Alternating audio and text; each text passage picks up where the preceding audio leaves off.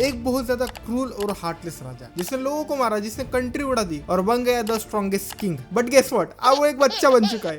Well, इस anime का नाम है the beginning after the end. But to be honest, मैंने इसका पहला एपिसोड देखा और इस एनिमेशन देख के इसका नाम होना चाहिए था द एंड बिफोर बिगिनिंग, क्योंकि भाई इतना एनिमेशन छी, ये एनिमे शुरू होने से पहले ही खत्म हो जाएगा, क्योंकि इसके एनिमेशन में दम ही नहीं है, बस पीएनजी चलाया हुआ है। इसकी स्टोरी यूनिक है, ये तो मैं मानता हूँ, और कुछ लोग कह भी रहे हैं कि इसकी स्टोरी सोलो लेवलिंग से अच्छी है, बस एनिमेशन में हक दिया। वरना किसने नहीं सोचा था एक राजा एक बच्चा बन जाएगा। टिबेट के पहले एपिसोड की शुरुआत होती है, हमें एक क्रूल और हार्टलेस राजा दिखाया जाता है, जहाँ पे वो फाइट कर रहा है एक बंदे से, और नीचे वहाँ पे शहर है, कंट्री है, मुझे नहीं पता, लेकिन है, और शायद उसका राजा होगा जो भी उससे फाइट कर रहा है। और इस किंग ने इस आदमी को हरा दिया। बट गेस व्हाट, नीचे पड़ने के बाद भाई उसमें तलवार भी घुसा जाता है। Yes, finish him of. और उस आदमी को मारने के बाद अपने राजा के पीछे साथ बहुत सारी एयरशिप्स और उस शहर को पूरा पूरा उड़ा देती है मिसाइल गिरा के। वेट अ सेकंड, इस शहर का नाम हिरोशिमा नागासाकी तो नहीं है? फिर राजा आता है अपने घर में, और अब तक हमने जितने भी बिल्डिंग्स का स्ट्रक्चर देखा है, जितने भी एयरशिप देखे, वो फ्यूचर के लग रहे हैं। ये शायद से 22वीं या फिर 23वीं सदी के विजुअल्स है। और भाई जहां तक मुझे पता है हमारे यहाँ पे तो डेमोक्रेसी है प्रेजेंट टाइम में, तो फ्यूचर में भाई किंग का कंसेप्ट कहाँ से आ गया? कुछ भी।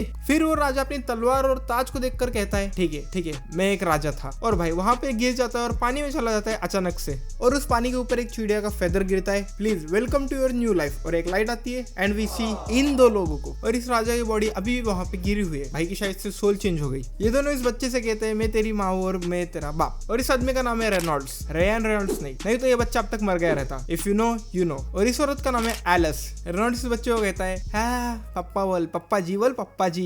इसकी माँ कहती है अभी तो पैदा हुआ है। और भाई उस किंग की कॉन्शियसनेस अभी भी इस बच्चे में है, उसे सब समझ रहा है क्या हो रहा है। और बच्चा मतलब वो किंग मन में सोचता है क्या मैं अभी पैदा हुआ हूँ? फिर आगे ना वो बच्चा है तो बोल नहीं सकता, तो फिर भाई मन में सोचता है मैंने इतनी सारी काउंटलेस विक्ट्री जीती क्यों? एक बच्चा बनने के लिए। और मन में सोचता है कि अलायस और रेनॉल्ड उसका बहुत अच्छा ख्याल रख रहे हैं। देन फिर रेनॉल्ड्स आता है और इसको उंगली लेता है, फिर वो बच्चा उंगली पकड़ भी लेता है। रेनॉल्ड कहता है देख ये मुझसे बहुत प्यार करता है। वो बच्चा अगेन मन में सोचता है ये सिर्फ एक रिफ्लेक्स एक्शन था, एंड देन भाई हक देता है। फिर उसकी माँ आती है, क्लीन करती है। अगेन वो बच्चा मन में सोचता है ये दोनों मेरा बहुत अच्छे से ख्याल रख रहे हैं। भाई भूलो मत ये कोल्ड हार्टेड हार्टलेस राजा था, और अब एक बच्चा है वाह, जिसकी बॉडी उसके कंट्रोल में भी नहीं है। अब ये कब हगेगा वो भी उस पर डिपेंड नहीं है। और बच्चा मन में सोचता है ये बॉडी सच में एक प्रिजन है। अब जो कुछ भी होगा ये बच्चा बोल तो नहीं सकता है, तो मन में ही सोचेगा मैं इस सपने से उठना चाहता हूँ, लेकिन फिर भी मैं उठ नहीं सकता हूँ। फिर मैंने और एक अजीब चीज विटनेस की। फिर रोनाल्ड अपने हाथ में कुछ तो ऐसा जनरेट करता है और जमीन में मुक्का मारता है, और उसको भी थोड़ी सी चोट लग जाती है। फिर एलिस आती है और उसको हील करती है। और बाय द वे इस बच्चे का नाम है आर्थर, नॉट आर्थर मॉर्गन। फिर रोनाल्ड जंगल में एक सांड को मार देता है यूजिंग दिस पावर। बट ये सांड भाई साइबर क्यों लग रहा है, नकली क्यों लग रहा है? फिर रेनॉल्ड घर पे आता है और रेनॉल्ड कहता है मैं घर पे आ गया अलायस एंड आर्थर। आर्थर मन में सोचता है नॉलेज एक वेपन है और मैं मेरी सराउंडिंग को ऑब्जर्व करते रहूंगा,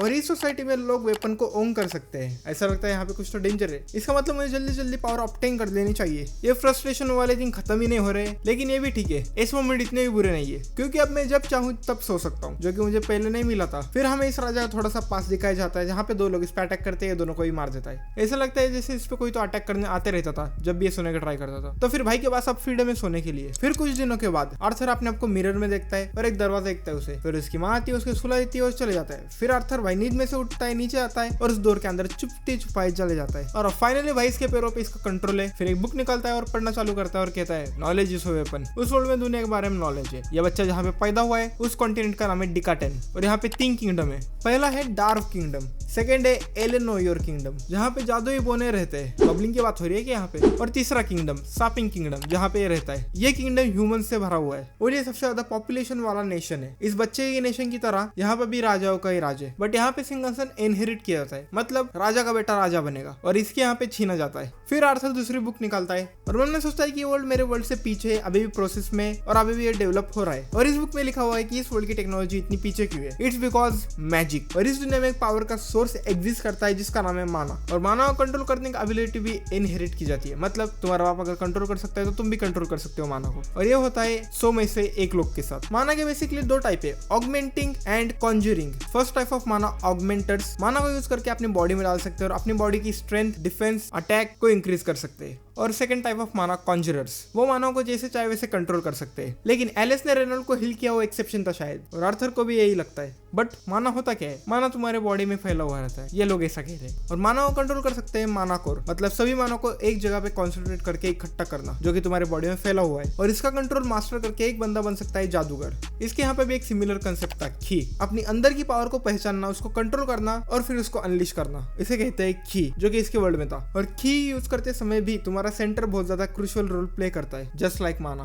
फिर ये बच्चा बैठ जाता है उसे कॉन्सेंट्रेट करने में, साले सेज मोड की कॉपी मत करना। और आर्थर मन में सोचता है कि क्या अब उसकी पास की नॉलेज उसका वेपन बनेगी। बैठ तो जाता है, वो कंसंट्रेट भी कर लेता है, लेकिन फिर उसकी माँ पीछे से आती है और उसे बोल लेती है आर्थर अपनी माँ को ऐसे चिंता मत दिया कर, और उसे पकड़ती है और शॉक हो जाती है। आर्थर को लगता है कि उसे पता चल गया। फिर अलायस आर्थर से कहती है क्या तूने हक दिया? आर्थर कहता है नहीं, बिल्कुल नहीं। फिर आर्थर हक ही देता है। आर्थर मन में सोचता है कितना शर्मनाक है भाई, ये बॉडी सच में प्रिजन है। फिर 2 साल बाद एलिस अपनी डायरी लिख रही है और उसमें उसने लिखा कि आर्थर एक बहुत अच्छा बच्चा है, लेकिन उसने अब तक उसे हंसते हुए नहीं देखा। और आर्थर भाई ये लो प्रैक्टिस कर रहा है। फिर एलिस उधर आती है और एलिस गुस्सा हो देती है रेनॉल्ड पे, क्योंकि वो आर्थर को प्रैक्टिस करवा रहा है। आर्थर मन में सोचता है पिछले 2 सालों से मैं ये तो समझ गया हूँ कि इस मैरिज का स्ट्रक्चर है वुमेन पे, और शायद ये पूरा वर्ल्ड मैट्रिक्स चले, मतलब वुमेन पे बस ज्यादा पावर मैरिज में। फिर आर्थर और अलायस मार्केट आते हैं और भाई सब कुछ ऑब्जर्व कर रहा है, वेपन सब कुछ, और इसके लिए बहुत ज्यादा इन्फॉर्मेशन है और नॉलेज तो इसके लिए वेपन है। और यहाँ पे भाई वो खुद विटनेस कर रहा है मैजिक को, तो फिर उसे समझ भी जाएगा क्या है कैसे है। एलिस और रेनॉल्ड इसका बहुत ज्यादा ख्याल रख रहे हैं, इसके हर एक छोटी छोटी जरूरत पूरी कर रहे हैं। और ये कहता है क्या फैमिली ऐसी होती है, मुझे नहीं पता। और एलिस को सब पता है कि इसने वो बुक पढ़ी, ये मार्केट में हर जगह ध्यान देता है। लगता है तुम रेनॉल्ड की तरह बनना चाहते हो, पूरी दुनिया को एक्सप्लोर करना चाहते हो। फिर आर्थर उसके बाप को प्रैक्टिस करते हुए देखता है और मन में सोचता है कि मैं बहुत ज्यादा भाग्यशाली हूँ कि मुझे एक लिविंग एग्जांपल देखने को मिल रहा है। और रेनॉल्ड को देखते हुए इसे पता चलता है कि इसका बाप है ऑगमेंटर, मतलब जो अपने बॉडी के अंदर माना डालकर अपनी बॉडी की एबिलिटी एनहांस कर सकता है। फिर आर्थर मन में सोचता है कि मैं ऐसे ही नहीं बैठ सकता। फिर अलायस उसको लेके जाती है कि सोने टाइम हो गया। फिर जाते भाई देखता है बुक्स, बट उसकी माँ उसे मना कर देती है कि आप सोने का टाइम है। लेकिन आर्थर उसे ऐसे देखता है कि वो मना ही नहीं कर पाती है। फिर वो बुक पढ़ता है, अलायस जाती है बाहर रेनॉल्ड को पानी देने के लिए। आर्थर मन में सोचता है कि मैंने इस 2 सालों में बहुत सारी वैरायटी की नॉलेज कंज्यूम की है।